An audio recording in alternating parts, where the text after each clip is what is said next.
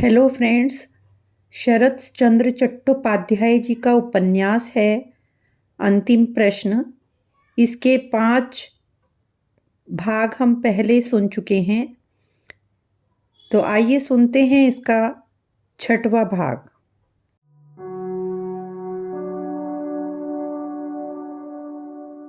आश्चर्य ही है, इसके सिवा मन की बात कहने का कोई और शब्द है क्या? वस्तुतः इनके जाने के बाद एक आश्चर्य से भरे हुए नाटक के मध्य अंक में ही जैसे पर्दा गिर गया हो। पर्दे के उस और न जाने कितने विस्मयकर मामले छिपे रह गए। सबके मन में कुछ न कुछ उठने लगा है और सबको लगा जैसे सब इसलिए यहाँ आए थे। आसमान में चांद निकला हुआ था। हेमंत ऋतु की ओर से भीगी चांदनी पास ही ताज की माया नगरी की तरह दिखा रही थी, मगर उस ओर किसी का ध्यान नहीं था। मनोरमा बोली, अब अगर नहीं उठे तो आप सचमुच बीमार हो जाएंगे पिताजी। अविनाश बोले, ओस पड़ रही है, उठिए। सभी उठ खड़े हुए। फाटक के बाहर आशु बाबू की बड़ी सी मोटर खड़ी थी, मगर अक्षय हरेंद्र के तांगे वाले का अता पता नहीं था। शायद उसे ज्यादा भाड़ा देने वाली सवारी मिल गई होगी, इसीलिए सबको मोटर में ही सवार होना पड़ा। कुछ देर सब चुप रहे। सबसे पहले बातचीत शुरू की अविनाश ने। बोले, शिवनाथ ने झूठ बोला था। कमल दासी की बेटी हो ही नहीं सकती, असंभव। यह कहकर वे मनोरमा की ओर देखने लगे। मनोरमा के मन में भी यही चल रहा था, मगर वह चुप रही। अक्षय बोले, झूठ बोलने का कारण? अपनी पत्नी के लिए ऐसा कहना गौरव की बात नहीं है अविनाश बाबू। अविनाश बोले, मैं भी तो यही सोच रहा हूँ। अक्षय बोले, आप लोग चकित हैं, मगर मैं नहीं। यह सब कुछ शिवनाथ की प्रतिध्वनि थी, इसीलिए बातों में ब्रेवाडो बहुत है, मगर वस्तु नहीं है। असल और नकल का भेद समझता हूं मैं। इतनी सहजता से मुझे कोई बेवकूफ नहीं बना सकता। हरेंद्र बोले, बाप रे, आपको बेवकूफ बनाना, यह तो मोनोपोली में हस्तक्षेप होगा। अक्षय उनके प्रति क्रोधपूर्वक देखते हुए बोले, मैं जोर देकर कह सकता हूँ, इसमें भले घर की कल्चर का नामो निशान नहीं है। लड़कियों के मुंह से ऐसी बातें सिर्फ इमोरल ही नहीं, अश्लील लगती हैं। अक्षय प्रतिवाद करते हुए बोले, उन्होंने जो बातें कही वह औरतों के मुंह से अच्छी नहीं लगती, यह बात ठीक है, मगर उसे अश्लील नहीं कहा जा सकता। अक्षय कठोर होकर बोले, दोनों एक ही बात है अविनाश बाबू। देखा ना, विवाह इनके लिए मजाक है। जब सबने कहा यह विवाह नहीं धोखा है, तो उन्होंने हंसकर सिर्फ इतना कहा, अच्छा, एब्सोल्यूट इंडिफरेंस। नोटिस नहीं किया। यह क्या कोई भली लड़की कहती है? क्या ऐसा संभव है? अक्षय की बात सत्य थी, इसीलिए सब चुप रहे। आशु बाबू ने अब तक कुछ नहीं कहा था। सब कुछ उनके कानों तक पहुंच रहा था, मगर वे अपने ख्यालों में गुम थे। अचानक इस चुप्पी से उनका ध्यान बटा। धीरे से बोले, विवाह नहीं, इसके फॉर्म पर शायद कमल की आस्था नहीं है। अनुष्ठान जैसा भी हो जाए, इतना ही उसके लिए काफी है। उसने अपने पति से कहा, वह लोग कहते हैं यह विवाह धोखा है। पति ने कह दिया, विवाह शिव रीति से हुआ है। यही सुनकर कमल खुश होकर बोली, शिव के साथ शिव रीति से विवाह होना तो अच्छा है। यह बात मुझे बहुत अच्छी लगी अविनाश बाबू। भीतर ही भीतर अविनाश का मन भी इसी बात से सहमत था। बोले और वह शिवनाथ की ओर देखकर हंसते हुए पूछा, हाँ जी, क्या तुम ऐसा करोगे? मुझे धोखा दोगे? उसके बाद कितनी बातें हो गई, मगर उन बातों की मिठास मेरे कानों में अभी तक है। प्रत्युत्तर में आशु बाबू ने हंसकर सिर हिला दिया। अविनाश बोले, और वह शिवानी नाम, वह क्या कम मीठा है आशु बाबू? अक्षय से और सहन नहीं हुआ, बोला, आप लोग तो अवाक कर रहे हैं आशु बाबू। उनका जो कुछ भी है सब मीठा मधुर है। और तो और शिवनाथ ने अपने नाम के साथ नी जोड़ दिया, उसमें शहद झड़ने लगा, क्यों? हरेंद्र बोले, सिर्फ नी जोड़ने से कुछ नहीं होता अक्षय बाबू।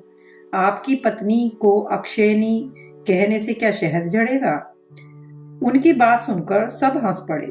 मनोरमा ने पथ की ओर नजरें फेर कर अपनी हंसी छिपाई। अक्षय गुस्से में तमतमा उठे, गरजते हुए बोले, हरेन बाबू, डोंट यू गो टू फार।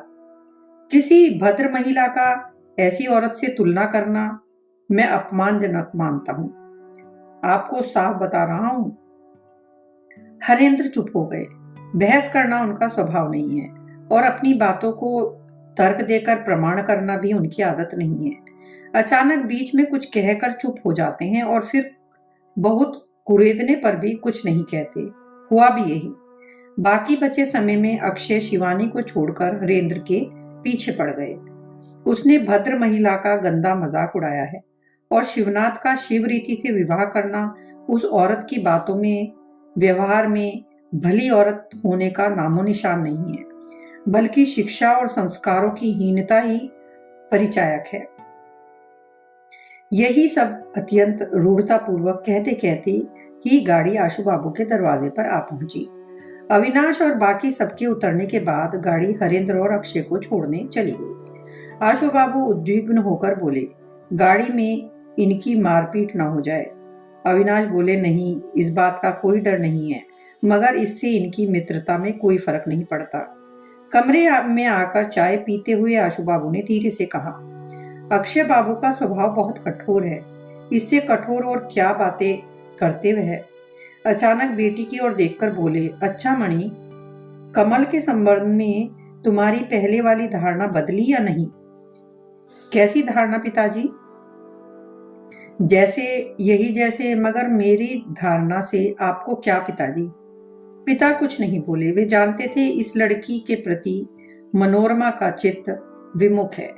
यह बात तुम्हें पीड़ा देती थी, मगर इस विषय को लेकर नए सिरे से चर्चा करना जितना अप्रीतिकर है उतना बेकार भी। अचानक अविनाश बोले, मगर एक विषय पर शायद आप लोगों ने ध्यान नहीं दिया, शिवनाथ की अंतिम बात। कमल की सारी बातें अगर किसी की प्रतिध्वनि होती तो शिवनाथ को ऐसा कहने की जरूरत ही नहीं पड़ती और वह आपको श्रद्धा करना सीखे। यह कहकर उन्होंने श्रद्धा पूर्वक आशु बाबू की ओर देखकर कहा, वास्तव में बात ही ऐसी है कि आप जैसे लोग इस दुनिया में हैं ही कितने। इतनी कम मुलाकातों में शिवनाथ इतना बड़ा सत्य समझ गया। सिर्फ इसी बात पर मैं उसकी बहुत सारी गलतियां माफ कर सकता हूं आशु बाबू। सुनकर आशु बाबू परेशान उठे। वे शर्म से संकुचित हो गए। मनोरमा ने कृतज्ञतापूर्वक वक्ता की ओर देखकर कहा, अविनाश बाबू, यहीं पर उनसे उनकी पत्नी अलग है। आज समझी कि उस दिन साड़ी और साबुन मांगने के बहाने उस लड़की ने मेरा मजाक उड़ाया था। मैं उस दिन उसका अभिनय समझ नहीं पाई थी, मगर सारे छल, सारे विद्रूप व्यर्थ हैं पिताजी। अगर आज आप सबसे बड़े हैं, यही नहीं पहचाना? आशु बाबू व्याकुल होकर बोले, यह सब तुम क्या कह रही हो बेटी? अविनाश बोले, इसमें कोई अतिशयोक्ति नहीं है आशु बाबू। जाते समय शिवनाथ अपनी पत्नी को यही तो कहना चाह रहा था। आज वह चुप था, मगर उसकी इस बात से ही मुझे लगता है उनमें बहुत मतभेद है। आशु बाबू बोले, अगर ऐसा है तो शिवनाथ की गलती है, कमल की नहीं। अचानक मनोरमा के मुंह से निकल गया, आपने उसे किस नजर से देखा है यह आप ही जाने पिताजी, मगर आप जैसे व्यक्ति की जो श्रद्धा नहीं कर सकता, उसे क्या कभी माफ किया जा सकता है? आशु बाबू बेटी की ओर देखकर बोले, क्यों बेटी, मेरी बेइज्जती की हो ऐसा तो उसके किसी भी आचरण से प्रकाशित नहीं होता, मगर इज्जत की हो ऐसा भी प्रकाश कहाँ होता है? आशु बाबू बोले, ऐसा होना भी नहीं चाहिए मणि। अगर ऐसा होता तो वह झूठ होता। मुझ में जिस चीज को देखकर उसे शक्ति समझकर विस्मय से मुग्ध होते हो, उसके लिए वही चीज बेकार है। दुर्बल व्यक्ति से स्नेह के कारण प्यार किया जा सकता है। उसने मुझसे यही कहा है, मगर मेरा कोई मूल्य उसके लिए नहीं है। जबरदस्ती वही देते समय उसने मेरा भी मजाक नहीं उड़ाया और अपना भी अपमान नहीं किया। यही तो ठीक है, इसमें इतना बुरा मानने की क्या बात है मणि। अब तक अजीत अनमना सा बैठा था। इस बात पर उसने ध्यान दिया। वह कुछ नहीं जानता था, जानने का अवसर भी नहीं मिला था। सारा मामला उसके लिए धुंधला था। आशु बाबू ने अभी अभी जो कहा उससे स्पष्ट तो कुछ नहीं हुआ, फिर भी उसका मन जैसे जाग उठा हो। मनोरमा चुप रही, मगर अविनाश ने उत्तेजना में आकर पूछा, तो फिर स्वार्थ त्याग का कोई मूल्य नहीं? आशु बाबू हंसे, बोले, यह प्रश्न अध्यापक जैसा नहीं है। जो भी हो, नहीं, उसके लिए कोई मूल्य नहीं है। तो फिर आत्मसंयम की कोई कीमत नहीं? उसके लिए नहीं है। संयम जहां अर्थहीन हो, वहां वह सिर्फ आत्मपीड़न है, और उसे लेकर खुद को बड़ा सोचना सिर्फ खुद को ही धोखा देना नहीं, पृथ्वी को धोखा देना है। उसके मुंह से सुनकर लगा कि कमल सिर्फ यही कहना चाहती है।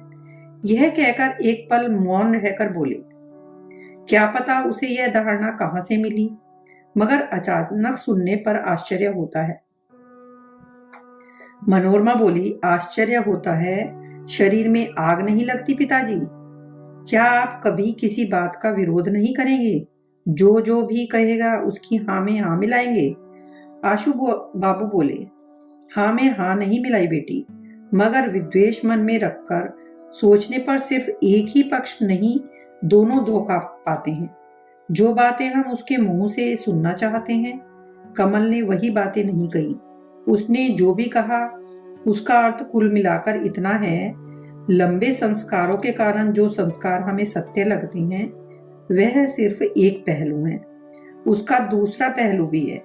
आंख बंद करके सिर हिलाने से ही क्यों ठीक होगा मणि? मनोरमा बोली, पिताजी, तो क्या भारतवर्ष में वह दूसरा पहलू देखने वाला अब तक कोई नहीं था? उसके पिता मुस्कुराकर बोले, यह तो गुस्से में कही गई बात है बेटी, नहीं तो तुम यह अच्छी तरह जानती हो कि सिर्फ हमारे देश में नहीं, किसी भी देश में कोई भी व्यक्ति अंतिम प्रश्न का उत्तर दे गया है, ऐसा हो ही नहीं सकता। ऐसा होता तो सृष्टि थम जाती, इसके चलने का और कोई अर्थ नहीं होता। अचानक उन्होंने देखा कि अजीत एकटक देख रहा है। बोले, तुम शायद कुछ नहीं समझ रहे ना? अजीत ने गर्दन हिलाई। आशु बाबू ने पूरी घटना का विवरण देकर कहा, अक्षय ने न जाने कैसी पवित्र होम कुंड की में अग्नि जलाई। लोग आंख खोलकर देखेंगे क्या, धुएं के कारण आंख ही नहीं खोल पाए। जबकि मजा यह है, हमारा मामला है शिवनाथ के विरुद्ध, और सजा दी कमल को।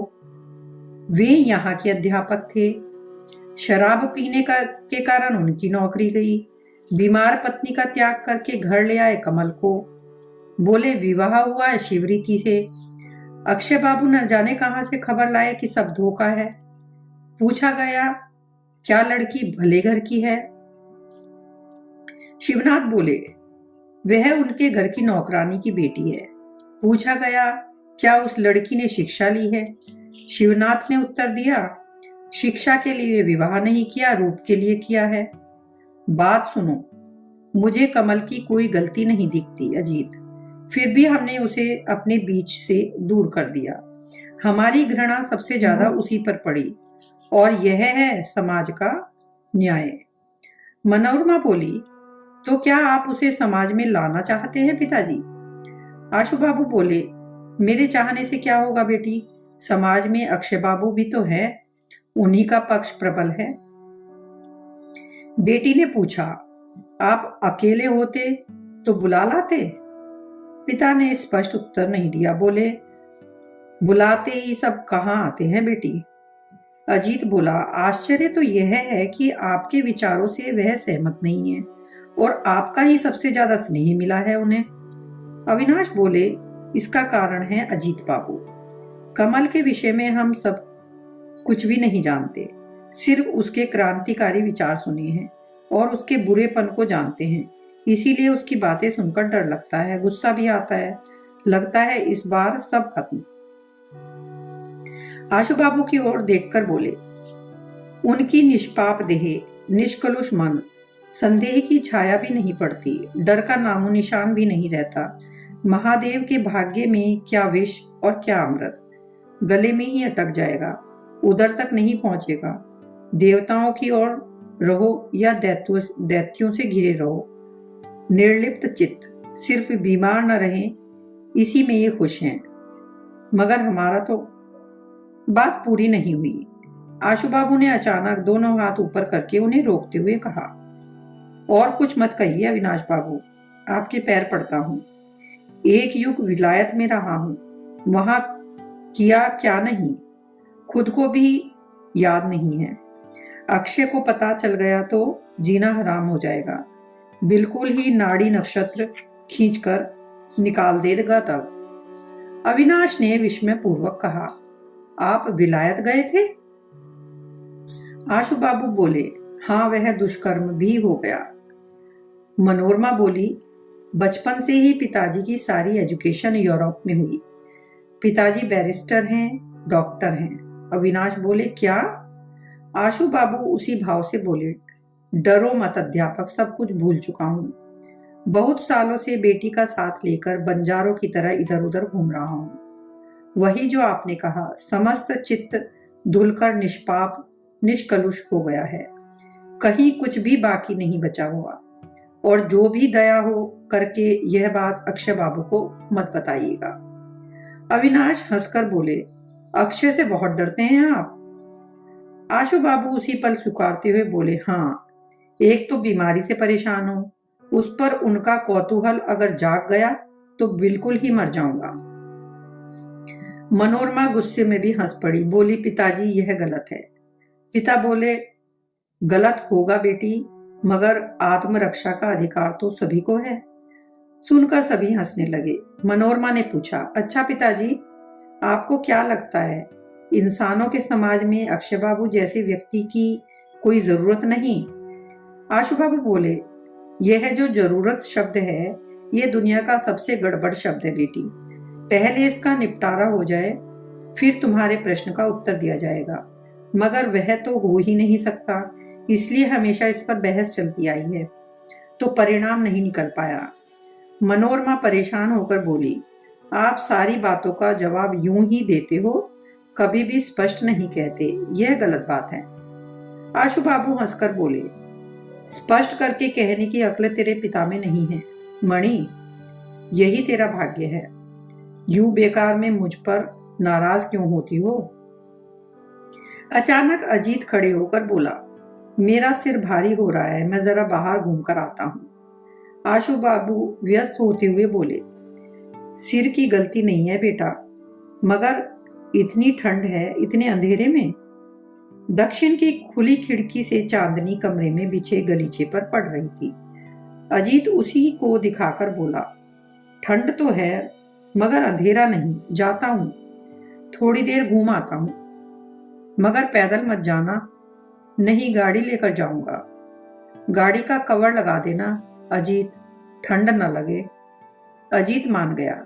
आशु बाबू बोले, तो अविनाश को भी छोड़ते जाना, मगर लौटने में ज्यादा देर मत करना।